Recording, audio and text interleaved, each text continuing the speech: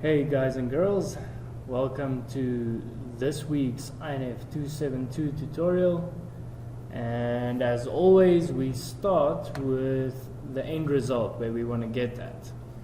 And what you'll see here is very similar to what we had in tutorial 15, if you can remember, where we had a person table and we were able to add a person, update a particular person record, or delete a person record.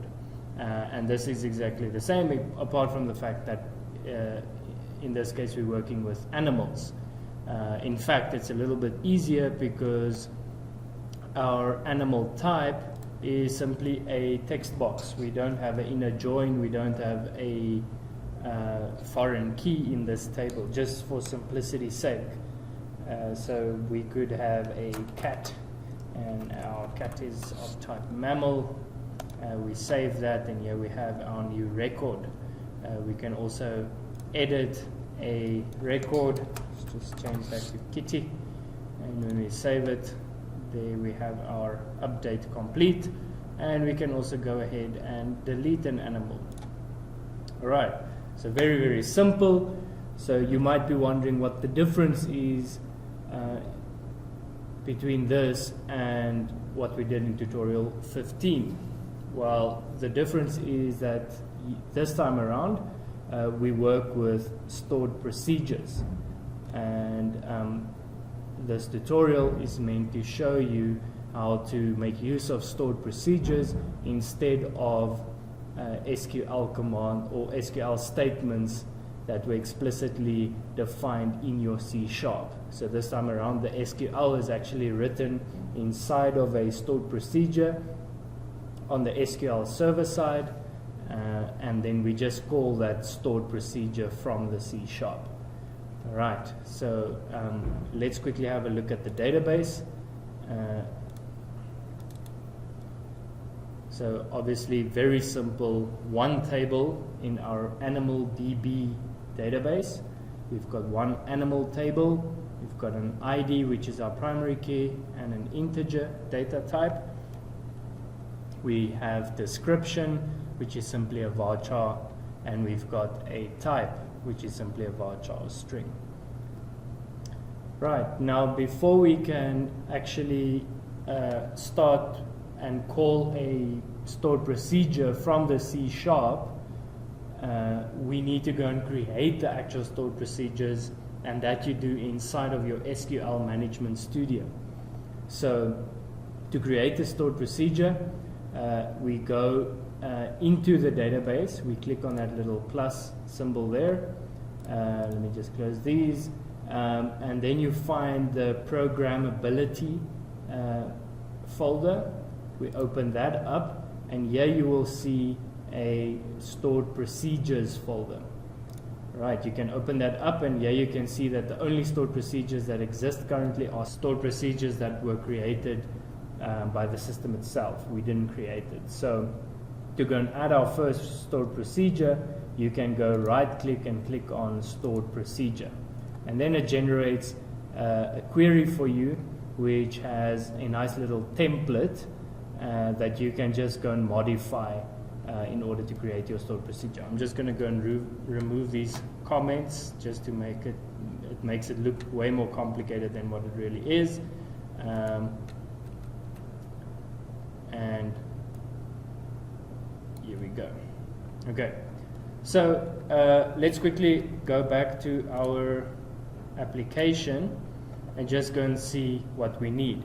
So we need, first and foremost, a stored procedure is like a function that you can just call in SQL, and that function will return whatever data you need. But the execution happens SQL server side instead of C# side. So what functions do we need in order to cater for our little application here? So first, we definitely need a function that will just return all the animals. Okay, so let's go and create that stored procedure. That's the first and most basic. So we want a procedure, so this is our template. You want to say create procedure, then we provide the procedure name. So this is just sort of the rules of the name. So you don't have to worry about that. We just call it get animals. All right. And then you can provide parameters here. In the case of get animals, since we're just getting all animals, we don't have any parameters, so I'm just going to delete that. So we say create procedure get animals as, and then we begin with our procedure. So our stored procedure has a begin and an end, and then it has essentially SQL code between the begin and the end. So this is generated as part of the template. The set no count on is added to prevent extra result sets from interfering with select statements. So in essence, you can provide any of this, right? So you can provide any SQL statements here. You could theoretically provide multiple different SQL statements. You can provide select statements and insert statements in the same procedure. In other words, you could have multiple result sets from the same stored procedure. And if we don't do the set no count on, then the result sets will interfere with each other. It's going to be difficult, in other words, for your C# to deal with the result from your stored procedure if you don't do the set no count on. So as a standard, just always have the set no count on here before you provide your statement. And then below that is simple SQL statements. So in this case, we're just going to have select all from animal. Just one thing that I forgot is that at the top, before we do this, we need to go and say use animal DB go. All right. So that just says that the SQL that we're going to be using here is going to be relative to the animal database.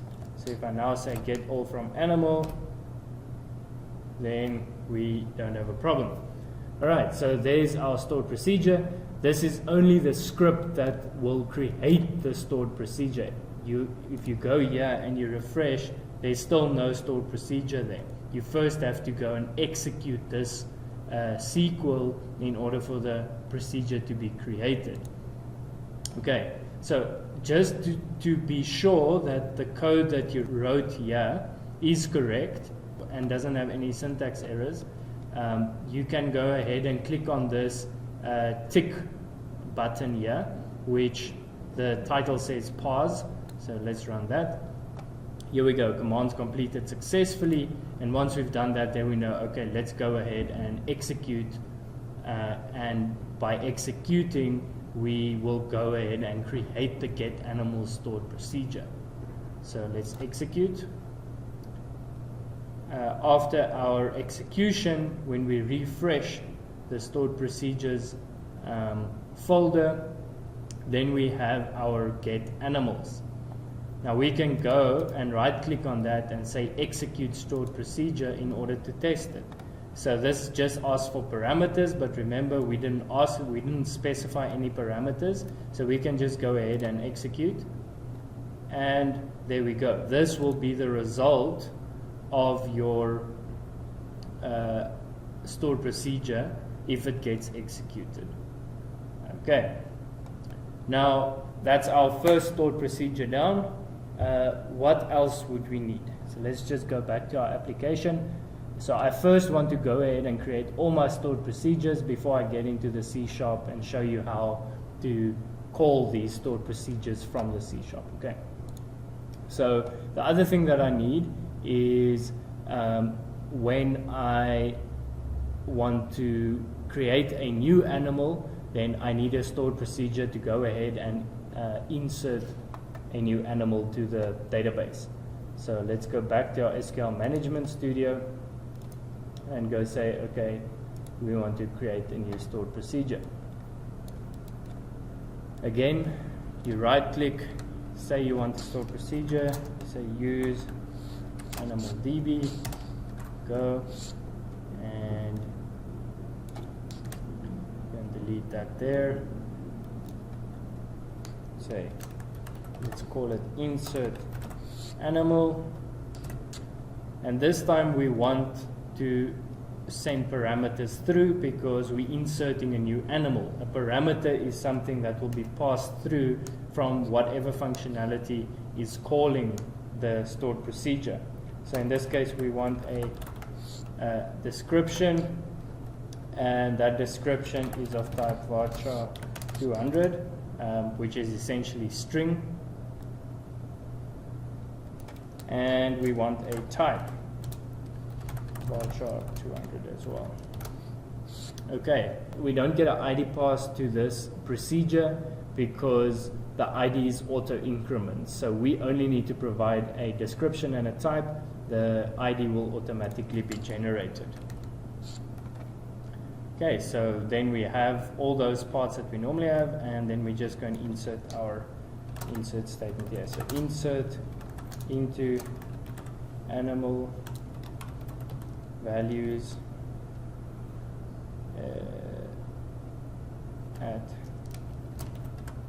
description and at type, and there we have it.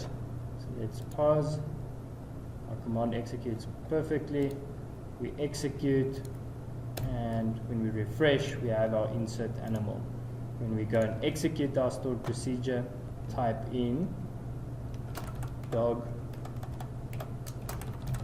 mammal and say okay, it's executed, and just to check whether or not that has actually been inserted, we can go ahead and select animal, and there you go. We've got ID 13, a new animal dog has been created, and type mammal, and that's been inserted. So that is perfect. Okay, so what is next? So the next thing we want to cater for is for updating a record. So updating comes with two steps.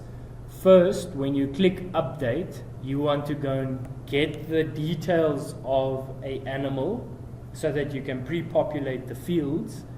And the second step would be, once those fields have been updated, to go and actually update the records in the database. So we need two stored procedures for that. So let's go and create those quickly. Again, we just right click, say select, create a new stored procedure, say use animal DB, go. So let's create one called get animal by ID. In this case we've got one parameter which will be at ID, and it's of type int, and the statement will be select all from animal,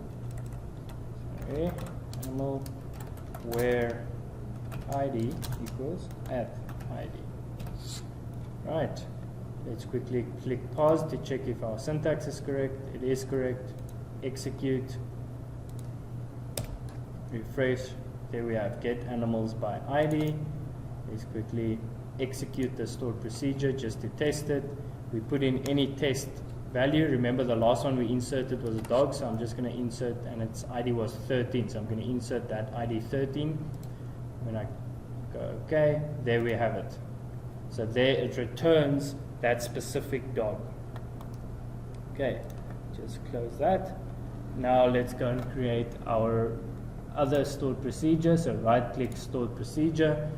This one is to update an animal record. Okay, so we call the procedure update animal. Here we're going to need three parameters. First, we're going to need the ID, which is an integer, so that we update the correct record. And then we need the description as well as the type in order to, so the description and the type would be the new values that we need to save to that particular record. Okay, and our SQL statement will be update animal set description. So I'm going to type description. In this case, it has the word description is colored in blue, and that's because it's probably like a keyword in SQL. So in that case, when one of your columns is actually a keyword in SQL, you just go ahead and put it in square brackets. I think type will probably also be, so I just put that in square brackets as well. So I say set description equal to @description. So set the actual column, the value of the column description equal to the parameter that we also call description. And set the column type equal to the parameter that comes through type. And where our ID equals the parameter ID. Okay. So update animal set description equal to the parameter description and type equal to the parameter type, where ID equals the parameter ID. Let's check our syntax. Everything is correct. Let's execute. Once we've executed, we refresh. There we have our update animal. Let's go and test it. So let's do number 13 again. We want to change that dog record to a cat, and cat is still a mammal. Okay? When we execute that, we say okay. Execution was successful. Let's quickly go and select that just to show you. Here we go. So the record number 13, the description field was updated to cat, and the type field was updated to mammal. It was mammal before, but mammal was changed to mammal. In this case, the type was exactly the same. All right. And then there's one last stored procedure that we need, and that is for the delete animal function. Okay, so let's quickly go and create that one. We go right click, stored procedure, and we do the same thing. We use our animal DB. Okay, we go ahead and call this delete animal. The parameter we add is ID, because we want to delete the animal by according to the ID of the animal. We will send through the ID as a parameter, and then we go ahead and we say delete from animal, where the ID column equals the ID parameter. Okay, simple as that. Let's pause. No syntax errors. Execute. Let's just refresh. Here we have our delete animal. Let's go and execute to test. So we're going to delete that one that we just added just now, value 13. Go OK. And then we're just going to go and select this just to check. And our record was deleted successfully. Right, we happy. So now we have 5 stored procedures here. We've got our get animals, we've got our insert animal, we've got our get animal by ID, we've got our update animal, and we've got our delete animal. And now we need to go and call these stored procedures from our C# in order for this application to actually connect to the database and do what it needs to do. Right, so let me open up the code and show you. So everything else is exactly the same. You need your globals class with your connection string. That's just to have a connection string that's universal to the application, like we've always had. We have our home controller. Again, in this tutorial, I'm not going to go into the view too much because this is like old news to you guys. So I'm just going to focus on the controller because that's fundamentally the part that's different. Okay, and everything is in the home controller. So the first thing that happens when we load up the home page, is the index page, the index view is returned. So in other words, the index action of the home controller is called, and when that controller is called, we need to go and get all the animals from the database.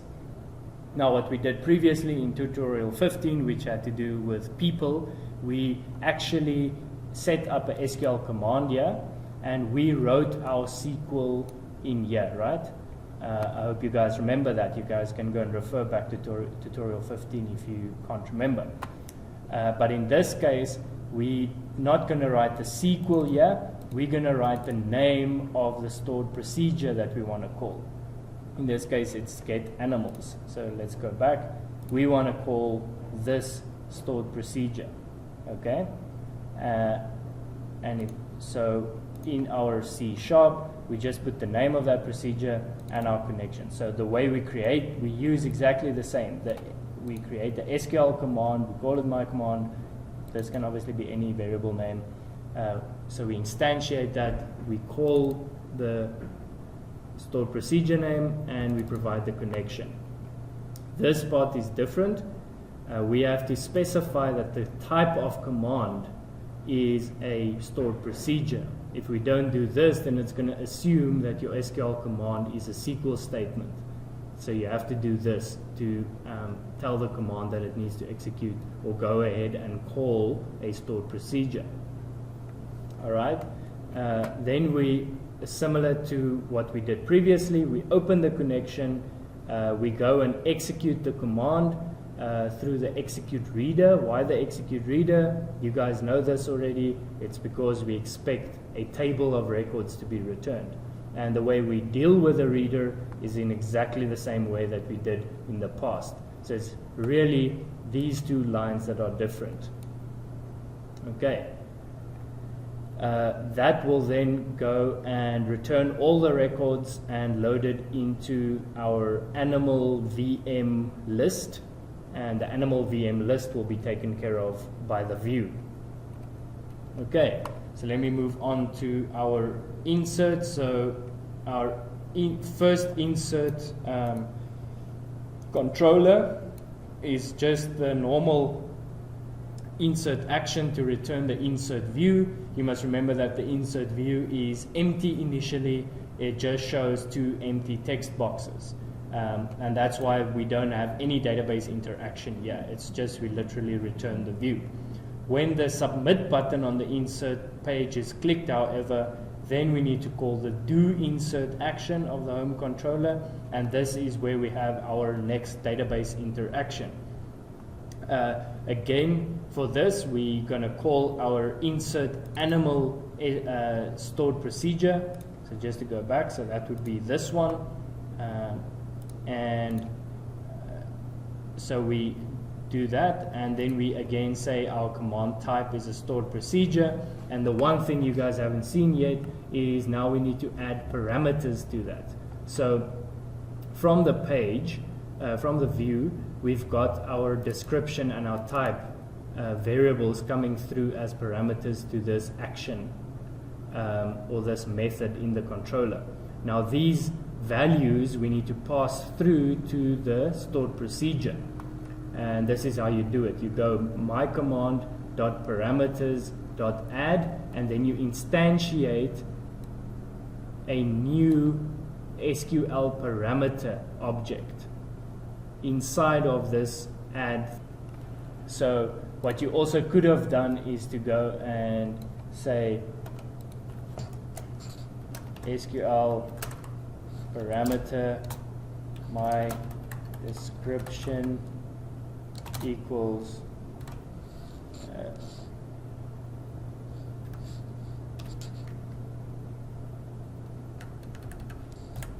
you could have done this, and then my command dot parameters dot add my description.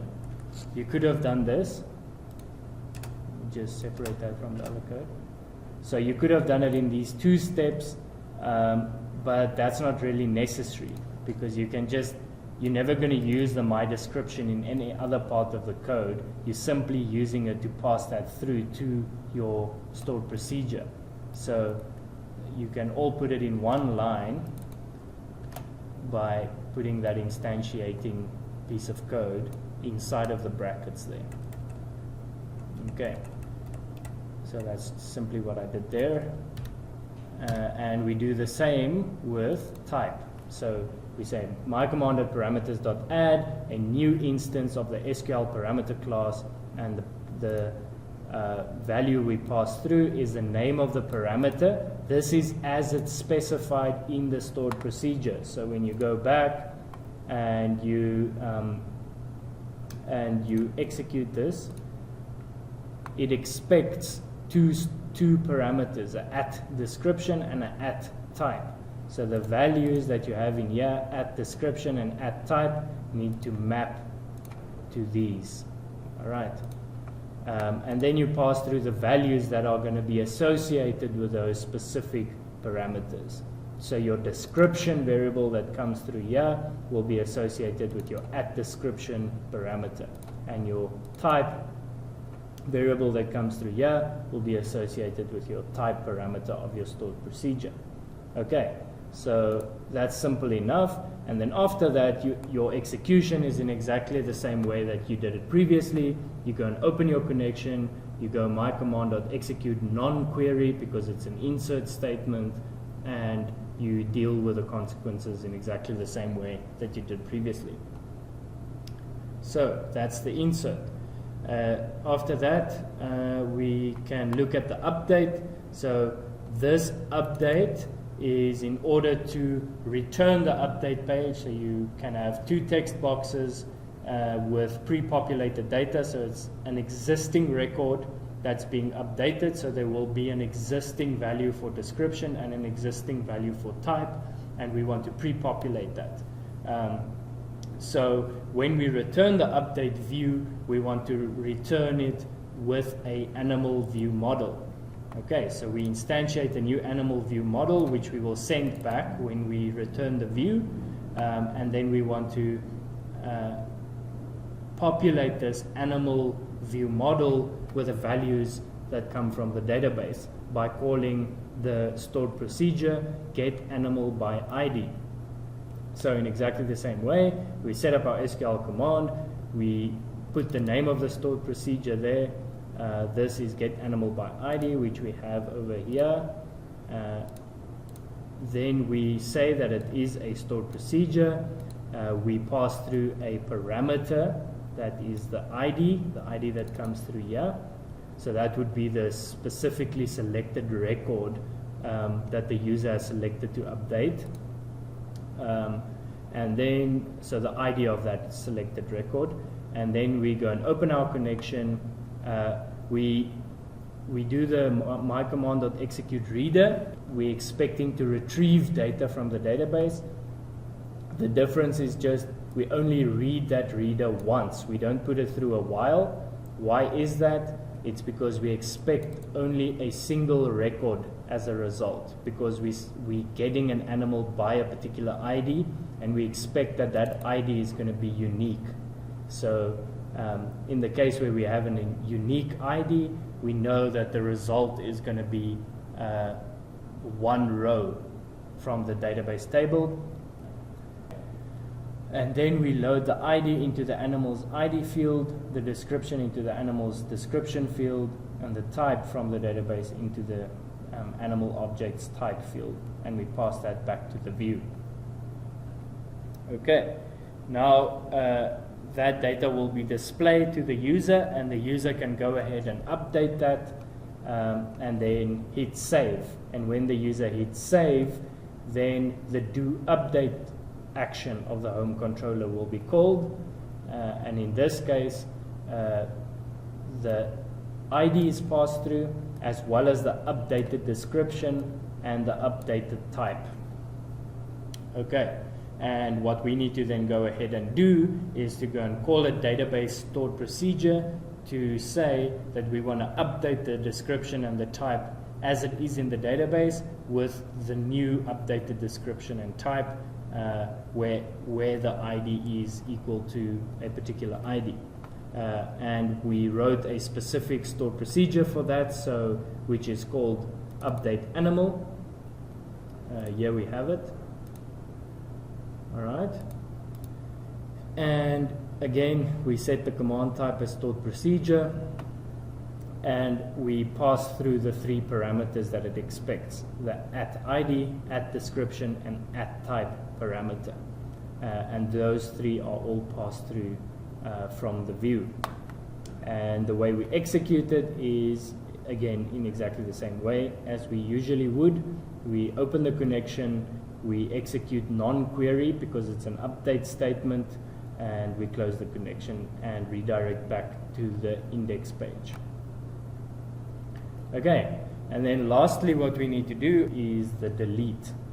Okay, and the delete is easy enough, because on the view, when the user selects the little trash can next to a particular record, the ID of that record is passed through to the do delete action of the home controller, and we simply need to use this ID to call the delete animal stored procedure, which we created in our database.